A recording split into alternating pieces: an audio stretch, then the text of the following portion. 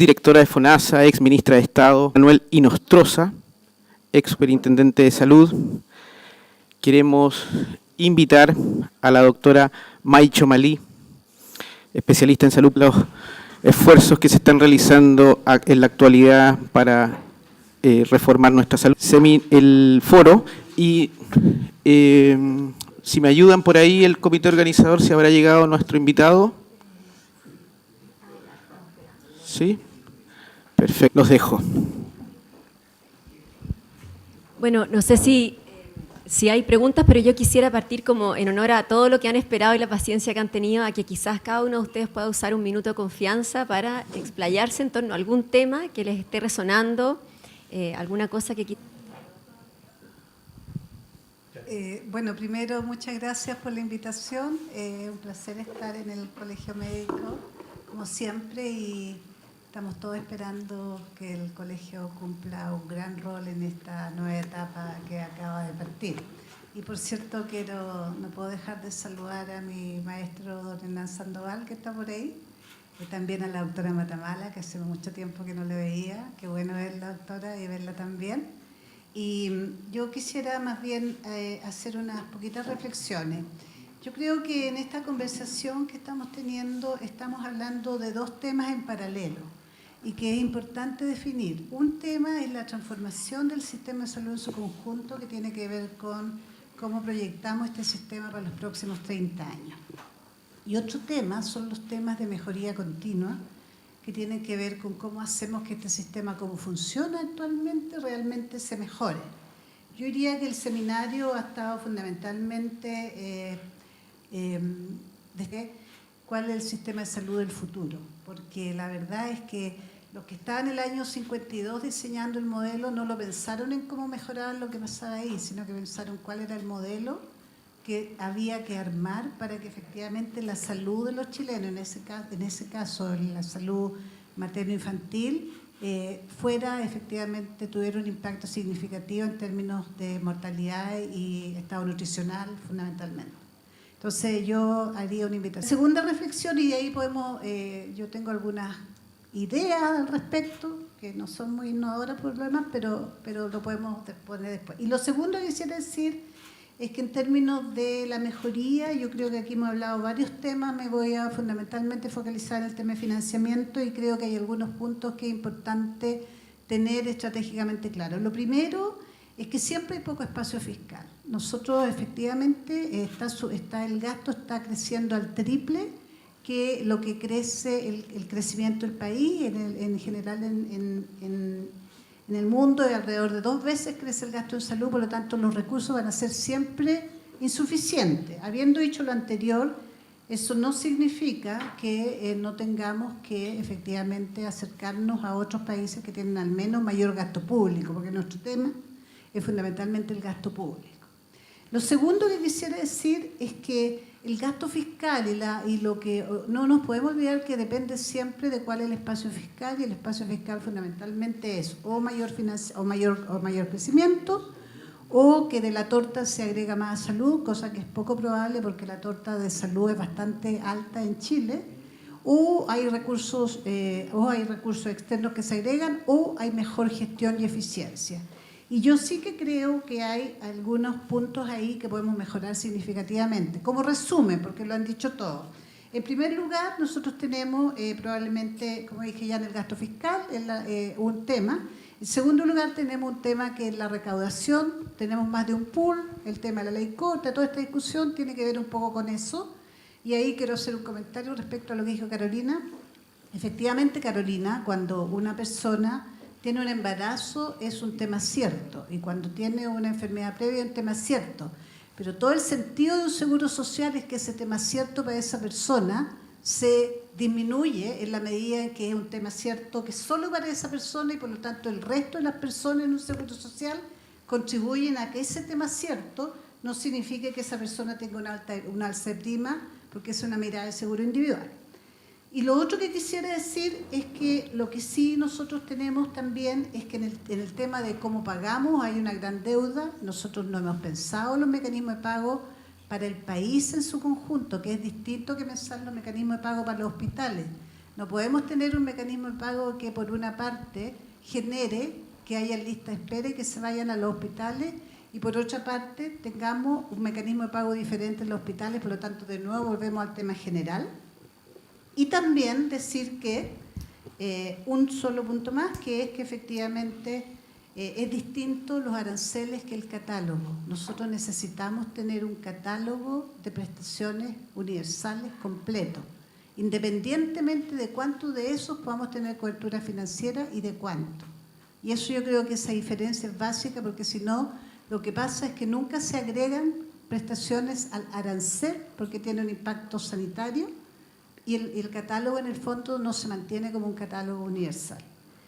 Y no me voy a extender en todo lo que es de rediseño de APS y de cómo en la práctica cuando hablamos de financiamiento estamos hablando en paralelo prestación. Y aquí hay un punto que tiene que ver con esta transformación, que es que si no rediseñamos la manera en que apoyamos a las personas y a las familias para que sean saludables, vamos a seguir con estos temas, con estos programas que ya no tienen nada que ver. O sea, tenemos un promedio de 9 consultas prenatales, cuando en un país como el nuestro no tendríamos para qué tener más que 4. Tenemos no sé cuántos controles niños sanos, etcétera, y eso está desde hace muchos años y nadie se ha metido en eso. Entonces, eso como para empezar algunas provocaciones. Muchas gracias. Queremos darle la bienvenida al doctor Jaime Mañalich, exministro de Salud, que hizo todo el esfuerzo por acompañarnos este día, así que muchas gracias, un aplauso para don Jaime. Bueno, siguiendo con solo reflexiones generales y primera provocación, yo quisiera decir 4 cosas. Primero, que agradezco muchísimo el esfuerzo que ha hecho el Colegio Médico de un evento de esta naturaleza, y que espero que sea el reflejo de un rol distinto del Colegio Médico respecto a la mirada sobre las reformas, porque cuando uno analiza la historia del rol del Colegio Médico más allá de las miradas románticas, el Colegio Médico fue un gran detractor de la reforma del SNS. No hay que olvidar, y aquí recuerdo comentarios con viejos maestros de la medicina, como el doctor Enrique Fante, que me comentaba que los médicos organizaban protestas en la Alameda, en lo que se llamó despectivamente por los medios de comunicación de la época, sobre la ley 15.076, que se llamó la ley del médico millonario, ¿sí? Que significó o fue el pago que el Estado chileno hizo por institucionalizar y pagar asalariadamente a los médicos que antes de eso no querían ser institucionalizados como parte del SNS. Bueno, ¿y para qué hablar de la oposición que tuvo el Colegio Médico respecto al auge? El Colegio Médico fue un detractor hasta el último minuto, y esto lo hemos conversado con el doctor Juan Luis Castro, hoy día senador, fue presidente del Colegio Médico Nacional. Él hasta el último minuto, incluso después de haber negociado más de un año, cambios a la ley del auge que fueron en la línea de recoger las observaciones legítimas que nos hizo el Colegio Médico. En su último encuentro nacional, el Colegio Médico se declaró ferviente opositor del auge. Entonces, quiero ser provocador en el sentido que aquí me parece que hay un cambio de giro respecto al rol colaborador de una reforma que está pensando en la necesidad de la gente, y lo felicito. Segundo comentario, respecto al tema de evaluación. Yo creo que es súper importante, y solo muy breve acá, que cometamos una osadía en el diseño. Yo creo que muchas de las cosas se han dado vuelta en torno a indicadores, a cómo evaluamos lo que hemos hecho bien, lo que hemos hecho mal.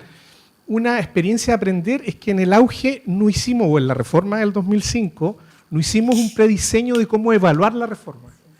Y por lo tanto ha sido muy discutible la metodología con que medimos si esto funcionó o no funcionó.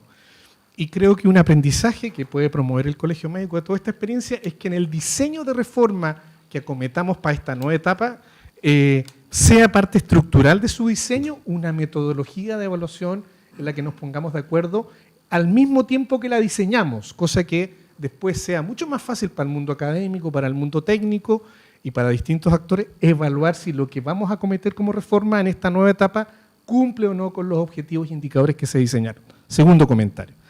Tercer comentario, creo que ejemplos que han mencionado, lo mencionaba Janet, yo creo que a propósito, por ejemplo, de la existencia de múltiples aranceles hoy día, el arancel MAI, el MLE, vamos a crear la MCC, tenemos el arancel GES, la ley Ricarte Soto, o lo que mencionaba ayer May respecto a que Un médico clínico hoy día, para poder registrar a un paciente con una mordedura de perro, tiene que recurrir a 6 plataformas de registro clínico.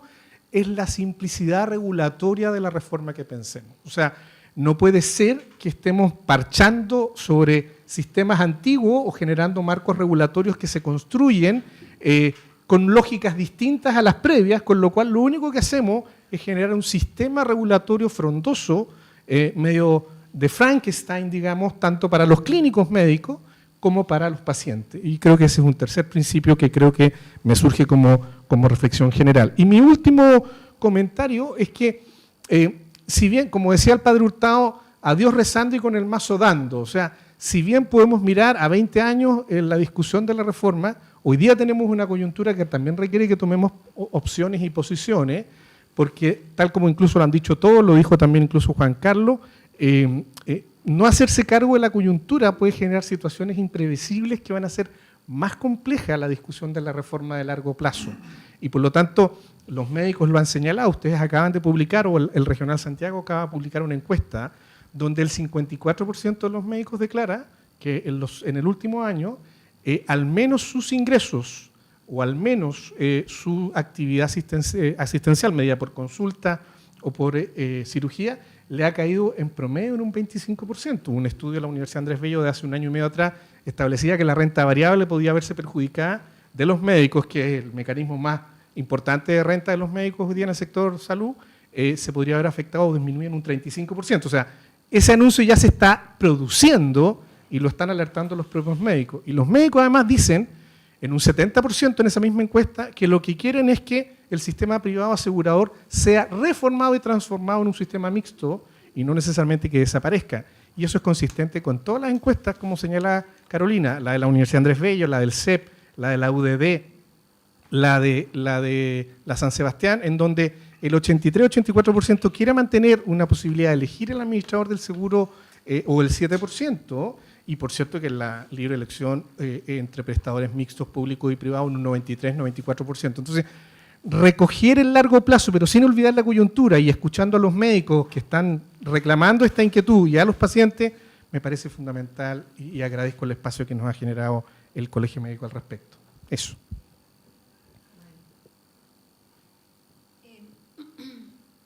Yo quiero decir solo una cosa que me ha, porque creo que de diagnóstico ya estamos hartos, ¿no? O sea, todos sabemos lo que hay que hacer, todo el mundo, o sea, no sabemos lo que hay que hacer. O sea, sabemos lo que hay que hacer, pero el problema es que no tenemos las herramientas y no hemos sido transparentes en decir cómo lo vamos a hacer. A mí lo que me falta acá, algo lo mencionó el doctor Sandoval y algo esbozó Janet, me falta un objetivo sanitario. El año 52 se puso un objetivo, o sea, vamos a disminuir la mortalidad infantil, vamos a profesionalizar la atención del parto. Para disminuir la mortalidad infantil vamos a... y nos quedamos en eso y seguimos siguiendo la misma lógica, 9 controles de embarazo, etcétera, etcétera. Este país se ha dado el lujo, que ha terminado siendo un ejercicio académico de redactar objetivos sanitarios para la década. 2010, 2020, 2030, que todavía no se definen las metas. Pero no ha pasado de ser un ejercicio académico. He participado en las últimas 2 décadas, donde se define qué es lo que queremos lograr desde el punto de vista sanitario. En el anterior llegamos incluso a definirle un presupuesto para cumplir con esos objetivos sanitarios. Pregúntense qué pasó con las metas sanitarias la década pasada. ¿Qué porcentaje de cumplimiento tuvieron esas metas sanitarias? Las que tuvieron mejora, que fue la evaluación que tuvimos que hacer para plantearlas fue por razones fuera del sistema sanitario. Absolutamente. Entonces, realmente creo que hemos perdido el foco de cualquier cosa que tenga que ver con la reforma, sino que definitivamente plantearnos objetivos sanitarios y no, bueno, ustedes me entienden porque son todos del área de la... Me falta eso. Y me falta también es dónde podemos usar la innovación, las tecnologías en mejorar los sistemas. en mejorar la eficiencia y los recursos. Seguimos pensando en traer más gente al sector, en que nos faltan médicos, en que nos faltan, cuando existen en el medio hiper reconocidos sistemas que nos permiten hacer más eficiente el uso de los recursos. Insisto, creo que nos falta como país poner una bandera de lucha que se llame objetivo sanitario, eso que le afecta a la persona. Llevamos ¿cuántos años hablando de que aumenta la obesidad, aumenta la obesidad? ¿Qué hemos hecho, además del etiquetado de alimentos, que hemos visto que como política pública ha tenido cero efectos sanitarios? No sé qué otros efectos ha tenido, digamos, pero sanitario, cero. Seguimos aumentando la obesidad en este país. Y también me falta, digamos, incorporar nuevas formas de hacerla, innovar en lo que estamos haciendo en el sector salud.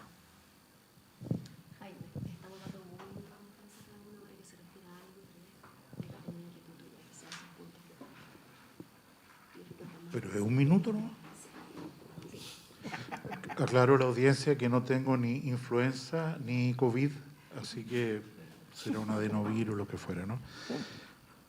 A 20 años del auge, está el doctor Sandoval, el gestor de esa gran reforma de salud aquí presente entre nosotros. A 20 años del auge, nosotros miramos retrospectivamente y lo que ocurrió con el auge, yo diría, lo distribuyo en dos fases.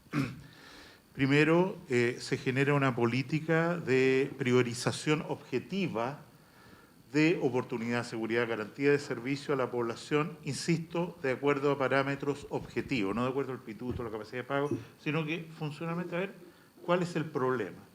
Y eso se sintetiza en una medición que empezó incluso en un estudio que participó la actual ministra de Salud la primera vez, de carga de enfermedad. O sea, ¿cuál es el tema? Encargarse de las prioridades de carga de enfermedad. Entendía, hoy día hay información pública relevante por la Universidad de Washington en esto, entendida, ¿no es cierto?, como mortalidad prematura o discapacidad, vida con discapacidad. Yo diría que la implementación del AUGE produjo un impacto gigantesco a pesar de las dificultades que se mencionaban. Y hubo un trabajo de participación social, a mí me tocó participar en algunas de estas conversaciones con la sociedad civil, que permitió una aceptación de algo que era difícil de aceptar, que es, ¿sabe? Vamos a tener criterio objetivo y la señora que tiene una artrosis de cadera de 65 años o más tiene prioridad sobre la persona, la señora de 50 años, por decir. En ese contexto se aumentó durante bastante tiempo, sujeto al presupuesto, capacidad de la red, todo esto, las enfermedades que llegaron a 87, que hoy día representan el 80% de la carga de enfermedad. O sea, el auge está a cargo hoy día del 80% de la carga de enfermedad de nuestro país. Y en ese sentido uno tiene que valorar los resultados, caída del infarto, todo lo que podemos hablar, diagnóstico precoz de cáncer, caída la mortalidad por cáncer, independiente de la mayor incidencia, que tenemos una política muy exitosa. Pero que se enfrenta a una fase 2, que yo diría se caracteriza por una resistencia que ya estaba presente en las discusiones, incluso con la ministra de Salud de la época, yo participaba en el comité de auge, doña Michelle Bachelet, respecto a la corrección, la eticidad de esta manera de priorizar, y se empiezan a producir escapes legislativos, que yo creo que fueron inconstitucionales, o sea, iniciativas de parlamentarios para sacar la ley de guatita adelantada, lo que fuera, ¿no es cierto?, para de alguna manera burlar el sistema o pasar por el lado del sistema. Y el ejemplo más categórico, por supuesto, es la ley Ricarte Soto, enfermedades raras, de alto costo, lo que fuera, dirigido a niños fundamentalmente,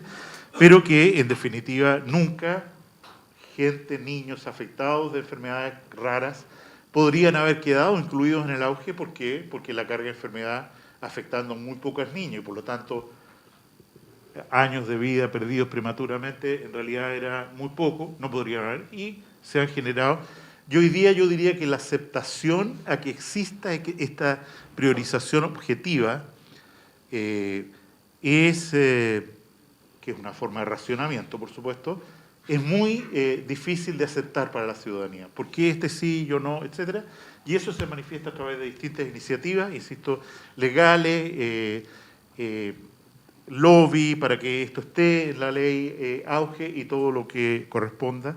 Y en la práctica ya tenemos asimilado las listas de espera auge a las listas de espera no auge, es todo un universo, ya prácticamente no hay distinción y pareciera que la única salida es realmente tener una política de salud con el catálogo de todas las necesidades sanitarias de la población y generar los mecanismos, pero partir al revés, ¿no es cierto? No, oiga, señor ministro de Hacienda, ¿para cuánto nos alcanza la plata? Ya, pongamos entonces el hipotiroidismo, porque es justo lo que nos alcanza para pagar la levotiroxina, ¿no es cierto?, que rápidamente el laboratorio a cargo la hizo desaparecer el genérico del mercado y hoy día lo único que existe es Eutirox a mucho mayor costo.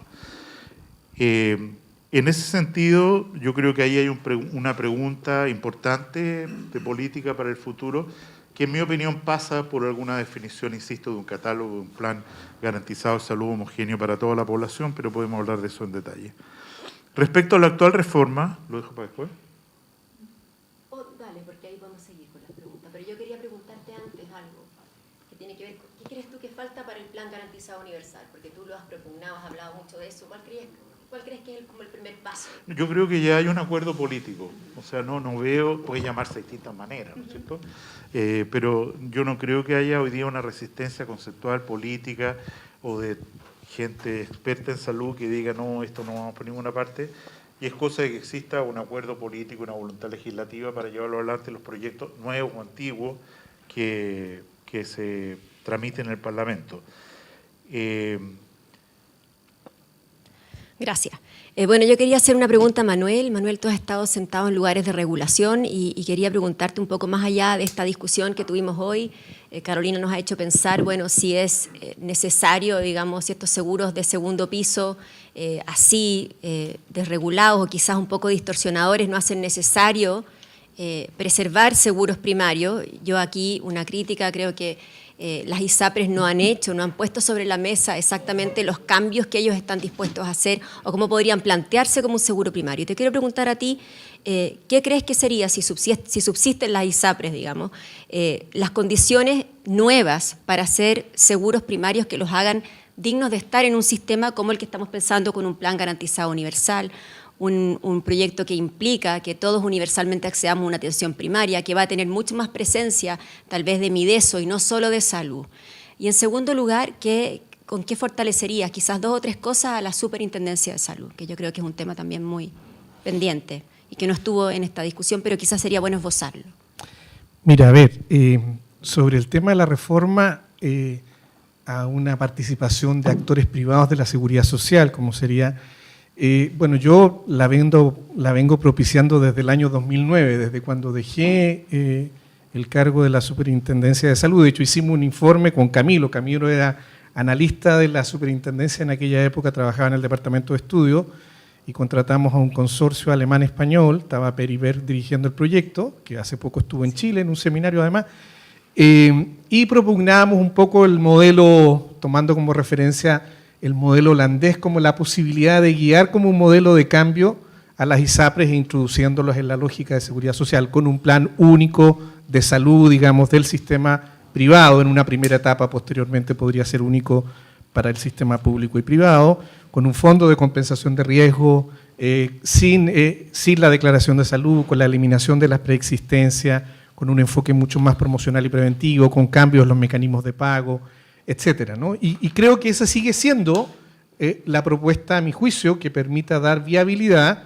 a lo que yo creo que los chilenos esperan, en su mayoría medido por las encuestas, e incluso los asociados del Colegio Médico Regional Santiago, también medido por una encuesta en un 70%. Ahora, dicho eso, el problema es que la coyuntura política de los últimos años, llevada como coyuntura de corto plazo, ha impedido el acuerdo de eso, ¿sí?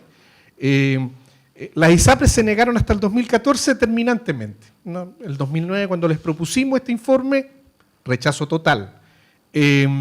Hasta que el 2014, en la comisión, digamos, que dirigió el propio Camilo, se allanan los miembros de la comisión que participaban en representación de la asociación de ISAPRE a esta propuesta, pero ahí el planteamiento de la mayoría de la comisión fue: llegan tarde al acuerdo, nosotros queremos hacer desaparecer.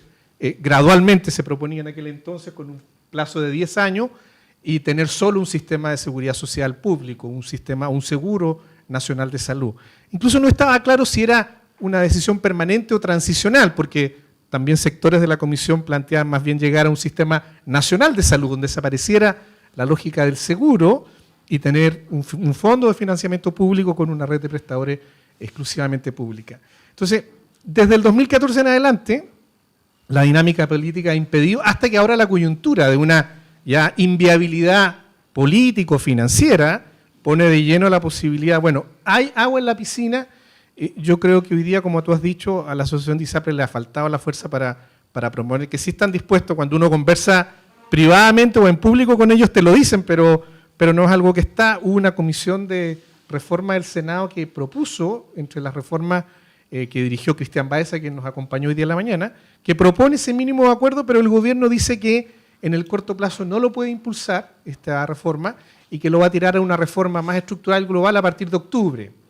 Yo que desde que soy dirigente estudiantil, fui presidente de la FECH, por lo tanto entiendo algo de política, proponer una reforma estructural a partir de octubre, cuando tienes elecciones de gobernadores, de alcalde, y inicias ya el proceso de elección presidencial, no tiene ninguna viabilidad. Entonces, yo creo que lamentablemente esa propuesta de reforma, que creo que haría viable partir resolviendo la coyuntura e iniciar más gradualmente un cambio, no tiene condiciones políticas hasta ahora para suscitarse. Y termino la pregunta respecto a los cambios de la superintendencia. Yo me di cuenta, a poco andar del ejercicio de mi rol como superintendente, de que necesitábamos una gobernanza distinta, tipo hoy día la que tiene la CMF, la Comisión de Mercado Financiero. ¿Por qué? Porque cuando yo empecé a fiscalizar a la superintendencia, el ministro o ministra de turno se molestaba cuando yo fiscalizaba a la superintendencia, al sector público de salud. Y yo le decía a ese ministro o ministra de la época si ella estaría conforme que yo le avisara al gerente general de UNISAPRE que, oye, Juanito Pérez, gerente general de UNISAPRE, mañana te voy a ir a fiscalizar, así que te quiero avisar para que tú estés preparado, ¿no? Que era lo que me pedía el ministro o ministra de la época. Me pedía, oye Manuel, ¿por qué tú no me avisas cuándo me vas a ir a fiscalizar? Porque obviamente me generas un problema político cuando determinas que el control de los medicamentos auge no está cumpliéndose una serie de cosas. Entonces, yo creo que la superintendencia requiere, primero que nada, autonomía corporativa, y eso significa un gobierno autónomo, más colegiado, no unipersonal, como el de la CMF hoy día es el mejor ejemplo, y requiere algunas otras facultades regulatorias en el mundo de prestadores que no tiene. Y por cierto, yo soy partidario de algunos mecanismos regulatorios de los seguros complementarios, porque tal como muy bien explicó Carolina, los seguros complementarios en el mundo de hoy pueden ser muy distorsionadores de la primera capa si no están alineados regulatoriamente entre la segunda y la primera capa. Janet, yo quería preguntarte en torno a esta como momento actual, en que está claro, cierto, que salud tiene que salir un poco. De hecho, en la foto que mostró Bernardo, mostró la vacunación en ferrocarriles. Hoy día una de las críticas que hacemos como ministerio al gobierno es que tiene que salir a vacunar. No puede estar solamente centrado en los vacunatorios. Entonces te quiero preguntar, contigo se acercó mucho la salud con el Ministerio de Desarrollo Social, y ¿cómo ves tú ese camino, en el fondo, como un camino necesario para enfrentar también epidemiológicamente la salud de los 20 años que vienen o los 30 años que vienen? Sí, tal vez antes de contestar eso, yo creo que es importante explicitar que los que estamos en esta mesa no tenemos la misma visión. ¿Ah? Y creo que no es el momento probablemente porque es una mesa corta, etcétera, pero que no es una visión compartida algunas de las cosas que se están diciendo, y yo creo que eso hay que decirlo. Lo segundo que me gustaría decir tal vez es que también creo que, por cierto, hoy día ha sido el día del financiamiento, pero quiero insistir en que el financiamiento, si bien es importante, es mucho más importante cómo se hace realidad el acceso efectivo. Y en ese sentido, lo que nosotros hemos estado tratando de hacer muy humildemente es hacer algo que llevamos hablando hace no sé cuántos años, que es que los determinantes sociales son súper importantes para generar salud. Pero eso en la concreto no se hace. ¿Ah? Es un discurso súper lindo, pero que no ocurre. Entonces estamos haciendo algo que es súper simple, muy, como digo, es que estamos trabajando con todos los municipios para integrar las Dideco con los departamentos de salud.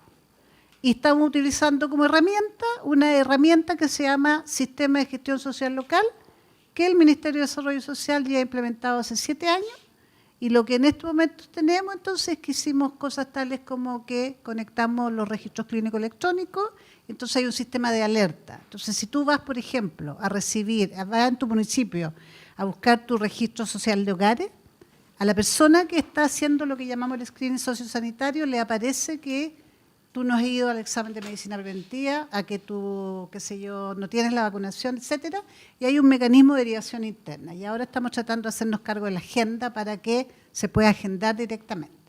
Y desde el punto de vista de salud, lo que estamos haciendo es que esta cosa de que pasa que las personas en salud no tienen a la vista las condiciones familiares, ni dónde viven, ni el tipo de vivienda, qué sé yo, como tienen ahora acceso a gestión social local, tienen acceso a toda la información que existe en el sistema integrado de datos. ¿Va a cambiar eso la situación? A menos que haya un proceso de gestión de cambio, probablemente no. Entonces, lo que hemos estado haciendo todo el año es yendo municipio por municipio para rediseñar los procesos en conjunto entre ambos equipos, y una vez que estamos acordados con los procesos en conjunto, ahí recién entra el equipo de arquitectos, etcétera, a armar el sistema con algunas cosas comunes, por supuesto básicas. Y básicamente el foco está en el proceso de gestión de cambio. Eso es una cosita de este porte, comparado con todo lo otro que hay que hacer, incluyendo el proceso de generación de lo que llamamos activos comunitarios, que probablemente se lo podría mostrar, que desde tu celular en este momento tú puedes mirar cuáles son todos tus activos donde tú vives, que existen para mejorar tu salud, pero el proceso de definición de activos comunitarios lo estamos haciendo en las comunas, con la comunidad, y el proceso de actualización de activos también con las personas. Entonces, nos llevaría harto tiempo, pero quiero decir, son cositas pequeñas que básicamente lo que estamos tratando, el statement que estamos tratando de hacer es, ok, bajemos el discurso a la realidad, ¿qué es lo que podemos hacer para integrar? Y tal como dice May, ahí el tema de la innovación tecnológica pasa a ser crítico. Y yo quería preguntarte, May, tú ayer hablaste como bien críticamente un poco del tema de la acreditación, de la calidad, y qué nuevos estándares crees tú, que lo esbozaste un poco, en que tenía que entrar el tema también de innovación o de lo digital, ¿no? en esa nueva evaluación que podamos hacer de una acreditación que nos haga sentido, que no sea visto como en los hospitales como esta presencia no terrorífica, que también tiene estos checklists, sino que nos haga más sentido. Bueno, yo creo, o sea, lo dije ayer y lo vuelvo a decir, o sea, esos estándares se escribieron hace 20 años. 20 años se escribieron esos estándares, y en 20 años han pasado muchas cosas, o sea, tenemos otra población, tenemos otros médicos, tenemos otra relación médico-institución, por lo tanto, efectivamente, digamos, hay que ir a mirarlo uno a uno. No puede no estar dentro de los estándares de acreditación la innovación, no puede no estar dentro de los estándares de acreditación el uso de los sistemas de información. O sea, cuando, digamos, estoy pensando en un solo elemento. Por ejemplo, la institución tiene que tener un protocolo para la reducción del riesgo de administración de medicamentos. O sea, con los sistemas que existen actualmente, es impensable que no existan las alertas para duplicación de medicamentos. 75% tiene registro clínico electrónico en los hospitales. Que no existan alertas para duplicidad de medicamentos de atención primaria a secundaria o dentro del mismo hospital. O que no tengan a la vista los exámenes de laboratorio y tengan que pedir de nuevo un examen de laboratorio porque no está interoperando el riesgo en el LIS. O sea, son elementos básicos que deberían estar en estándares de acreditación. Tener los sistemas integrados, por ejemplo. Y además, después de tantos años de reflexión, no puedo sino sentir de que es exigible que nos vayamos a estándares, a indicadores de resultado. De resultado porque lo hemos dicho todo, o sea, ¿qué es lo que es la calidad? El paciente correcto, el procedimiento correcto, en el momento correcto, en situaciones correctas. Lo mencionó Cristian Baeza también, o sea, también puede ser digamos, un procedimiento que no es necesario. A eso se refiere con procedimiento correcto. Y eso no lo estamos midiendo, los resultados o cómo estamos entregando las atenciones. Y los resultados no es de la institución de salud, no es del Hospital de El Salvador, es de la red. Por lo tanto, tenemos que incorporar elementos de funcionamiento en red en los estándares de acreditación. Puede ser más difícil, no es más difícil. Es tan simple como poner al paciente en el centro de la acreditación y no a la institución. Si uno traza a un paciente, puede perfectamente bien acreditar todo el sistema, a diferencia de ir a acreditar el protocolo, si lo hizo o no lo hizo, si lo firmó o no lo firmó.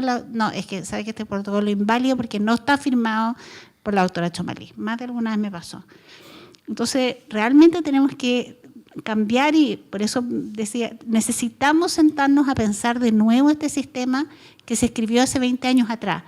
Y lo dije ayer, yo soy parte de quienes redactaron eso, pero tenemos que evolucionar. Yo evolucioné, y si yo evolucioné, muchos pueden haber evolucionado conmigo. Lo más probable es que muchos, por lo tanto, sentémonos los que hemos evolucionado y volvamos a pensar en un sistema de acreditación. Jaime, tú querías referirte como a la reforma y no sé qué específicamente quieres abordar, pero...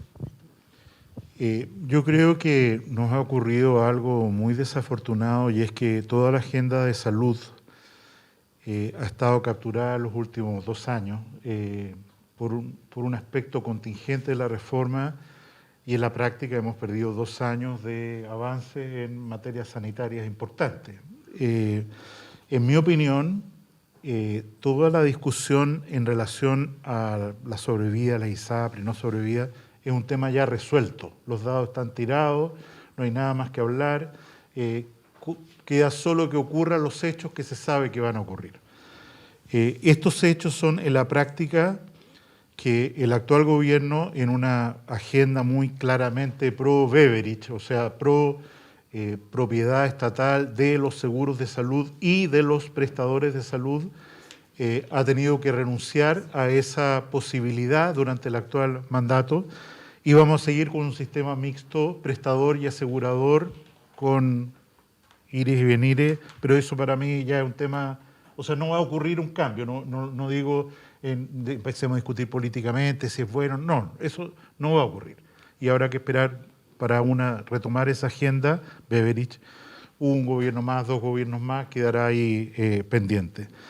En segundo lugar, es evidente que va a ocurrir un crecimiento explosivo, mucho más rápido que lo está ocurriendo hoy día en los seguros complementarios de salud contratados probablemente en forma colectiva, incluyendo la posibilidad que la ley corta autorice a la FONASA a licitar directamente, ¿no es cierto?, estos seguros de segundo piso complementarios, siendo FONASA el que articula, ¿no es cierto?, la población a licitar con una compañía de seguros. Yo creo que hay compañías de seguro que se van a interesar en esto y aprobar la ley corta, como estoy seguro que va a pasar, en fin. Respecto a la ley corta hay un plazo fatal, que es el 12 de mayo. Si el 12 de mayo no está promulgada la ley corta para que el superintendente diga, señores Corte Suprema, he obedecido a ustedes a través de esta ley, significa que el superintendente tiene que mandar una circular a todas las ISAPRE diciendo usted ISAPRE tal debe 300 millones y tiene que pagarlos en efectivo a más tardar en diciembre del año 2025, según la ley vigente. El gobierno evidentemente ha hecho un esfuerzo gigantesco por impedir el colapso de las ISAPRE, ha generado 5 salvavidas de importancia, no menores, que yo creo que van a ser aprobados. Pasaron el examen de la Comisión de Salud de la Cámara de Diputados con una pequeña observación, voy a decir, o cambio, que no sé si se va a mantener. Y en los próximos días nosotros vamos a tener en la comisión mixta que se cree para este propósito, de nuevo una idea de por qué no rebajamos la deuda. Eso después del Tribunal Constitucional está oleado, es tumba, no hay ninguna posibilidad de cambiar, generar un mecanismo de que la deuda, que ahora se debería pagar a 10 años, supongo 1.700, 1.800 millones de dólares, pueda ser rebajada sin que el Tribunal Constitucional, que se pronunció en la forma, dijo, pero en realidad en el fondo, acepte cualquier mecanismo de solidarización de esta deuda para los actuales beneficiarios o a los que se les debe dinero desde la entrada de la tabla de factores que promulgamos en el gobierno anterior, en abril del año 2020. En ese sentido, yo creo que sería adecuado que los actores de salud, colegio médico, salieran un poquito de esta, en el entendido que 2 ISAPRES van a quebrar, que van a aparecer nuevas ISAPRES, que probablemente va a pasar un periodo en que la participación de mercado de las ISAPRES se va a reducir, yo calculo a 8 o 9% de la población, para después volver a subir con planes de salud muchísimo más caros de los que hay hoy día, y por una competencia feroz por mantener la cotización adicional voluntaria, que es 1 billón de pesos, y competir con las compañías de seguro complementario que reciben de hoy día Primaje otro billón de pesos, y ahí va a haber una pelea muy sangrienta. La posibilidad de regular los seguros complementarios, yo creo que ya el gobierno renunció a eso.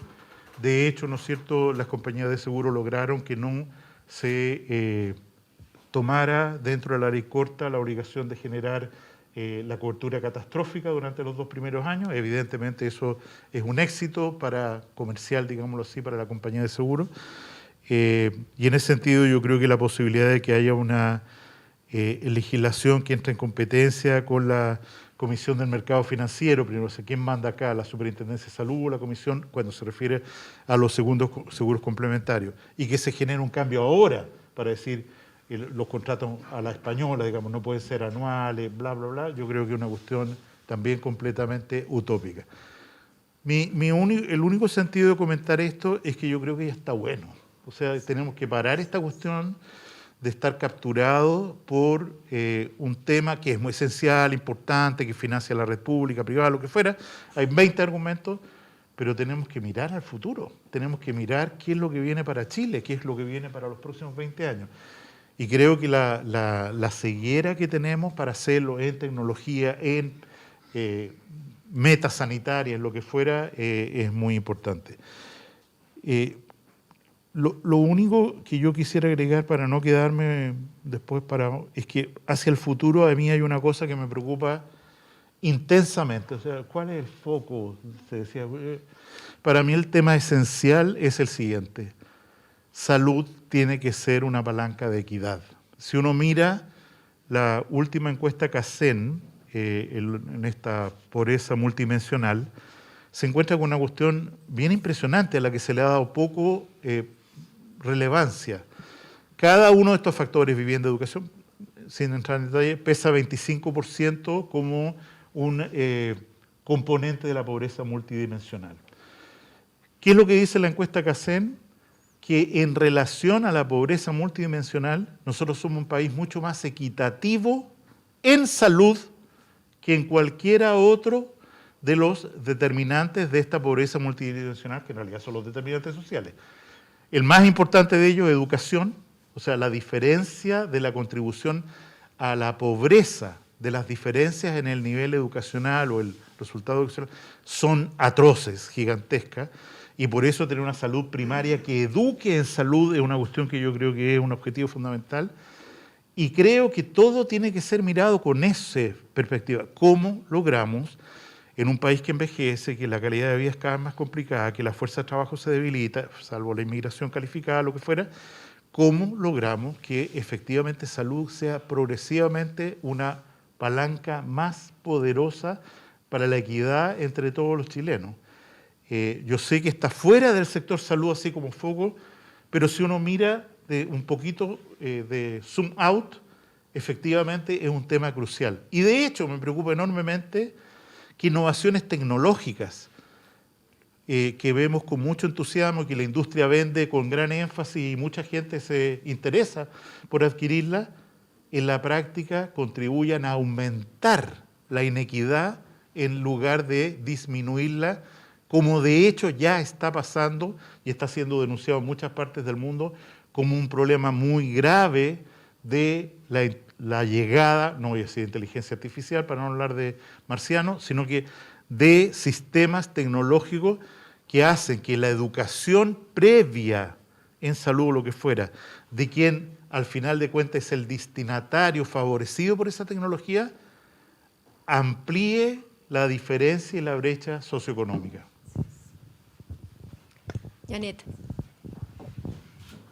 Hace tiempo que con el doctor Mañalich estamos más de acuerdo que en desacuerdo, excepto en unos pocos temas. Yo creo que efectivamente volvemos a lo mismo que dijimos antes. O sea, la pregunta para mí vuelve a ser, el sistema de salud, si lo quieres llamar, como sistema de salud, no el sistema de atención de salud del futuro, ¿cuál es ese?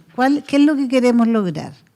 Entonces aquí han aparecido algunas cosas. Tienen que haber impactos sanitarios. Yo creo que los impactos sanitarios tienen que ver ahora con envejecimiento, con cuidados, fundamentalmente, con cómo hacemos para vivir en los últimos años de vida, que no se transforme la expectativa de vida en una desgracia, que tú no vivas más, que es uno. Lo segundo, que para mí es clave, es cómo realmente el sistema de salud redress, o sea, hace palanca contraria respecto a la equidad social, que es lo que plantea Jaime. Y ese tema tenemos que ver cómo lo vamos a hacer. Y yo diría que el tercer desafío es qué vamos a hacer con la tecnología, porque ahí tenemos un tema de desregulación brutal y efectivamente la tecnología, lo más probable que ocurra es que efectivamente genere este mundo ya imaginado hace algunos decenas de años atrás, en la cual haya una pequeña élite de ciudadanos de primera categoría y todo el resto de los ciudadanos sirviendo a esos ciudadanos de primera categoría. Y que, por cierto, que es algo que es así, que aparezcan estos híbridos, digamos, híbridos humanos, digamos, y que va a ocurrir, porque uno dice, no, eso no va a pasar, eso va a ocurrir, más a menos que, por cierto, aquí por favor no, me voy a poner un poco catastrófica, pero a menos que el cambio climático nos extinga antes como especie, digamos. Un toque muy optimista. Dale, May, porque ya vamos a cerrar. No, y yo creo que ahí el colegio médico tiene mucho que decir al respecto. Digamos, es cómo innovar en la provisión de servicios.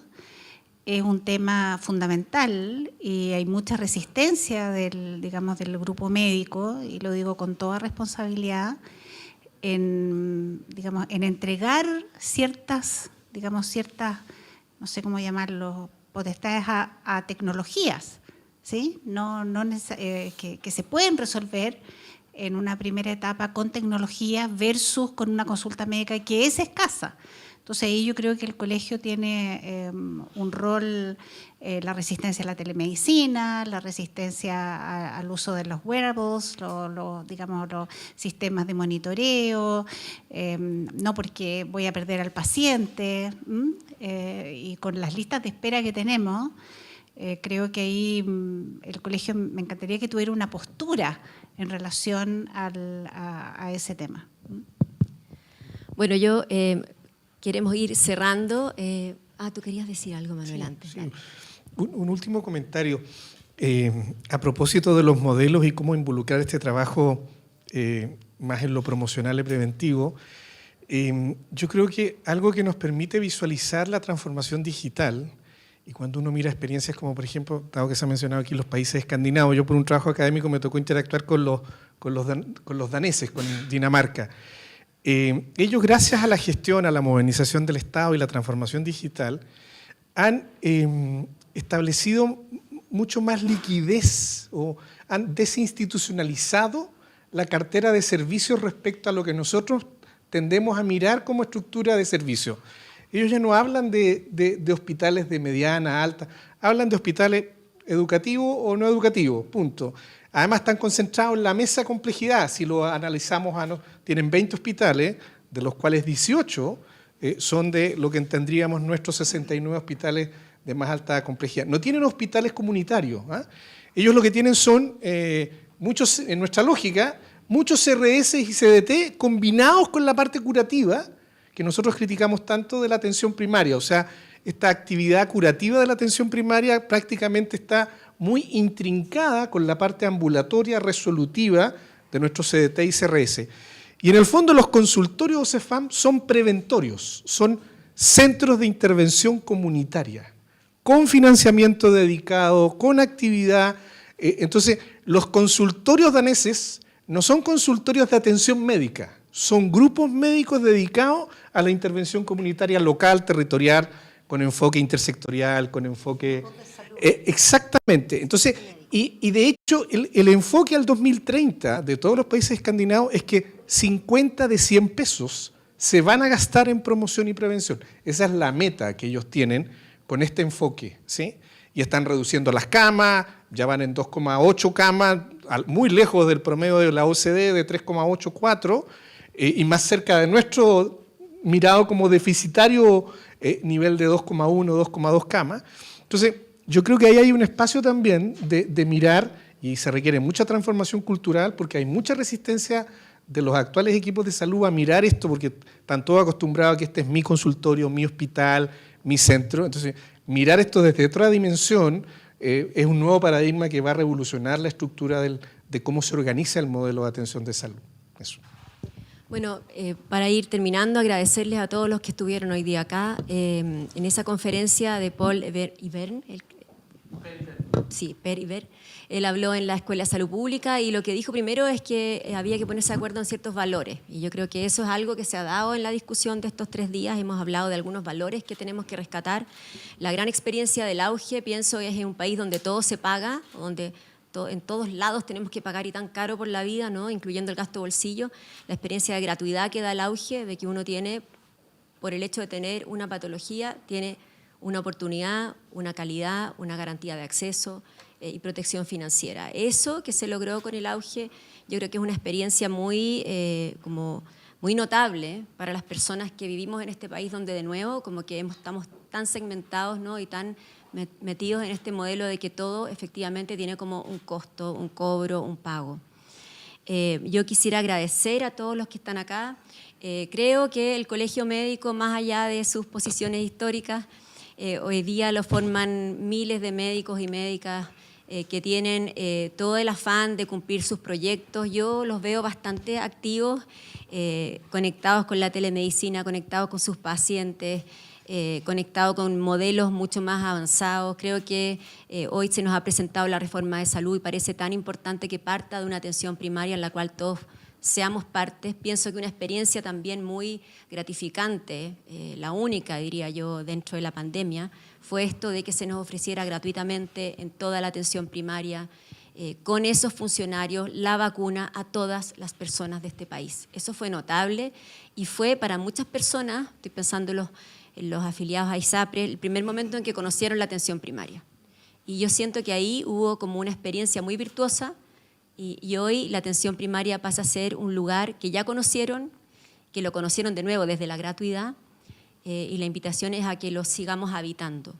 Creo que tenemos desafíos grandes, pienso que podemos volver a abrir esta casa para hablar de licencias médicas, que es otro tema grande, que debiéramos también conversar, pero de nuevo no alcanza más el tiempo. Yo les agradezco la paciencia, la expertise generosamente ofrecida, y vamos a seguir hablando de este tema, y efectivamente el colegio tiene que tomar algunas posiciones y en parte eso era lo que pensábamos hacer con este seminario, dar elementos para que podamos ir tomando posiciones en un momento tan complejo como este, en que los bloques más bien de hielo se están todo el rato moviendo, algunos derritiendo y otros resistiendo. Gracias. Muchas gracias.